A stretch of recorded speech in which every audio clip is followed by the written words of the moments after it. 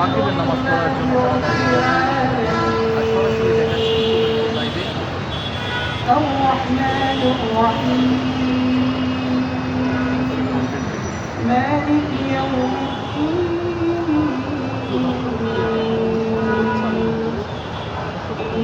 দর্শক সরাসরি দেখতে পাচ্ছেন যুগান্তর লাইভের পর্দায় আপনাদেরকে সরাসরি দেখানোর চেষ্টা করছি।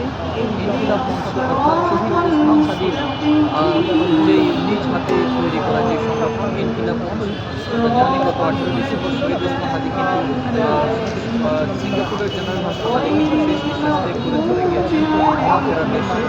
সেই ওসমান হাদি হত্যার বিচার চেয়ে আজকে কিন্তু ইনকিলাব মঞ্চের নেতাকর্মীরা এখানে জড়ো হয়েছেন। তারা হাদি হত্যার বিচার কিন্তু অতি দ্রুতই চায় এবং সরকারের প্রতি তারা আহ্বান জানিয়েছেন যেন অতি দ্রুতই ওসমান হাদি হত্যার যে বিচার প্রক্রিয়াটি হয়েছে সেই বিচার প্রক্রিয়াটি যেন অতি দ্রুতই কার্যকারিতা হয়। এছাড়া তারা কোনোভাবেই শাহবাগ থেকে তাদের কর্মসূচিগুলো করবে না, বাদ দিবে না।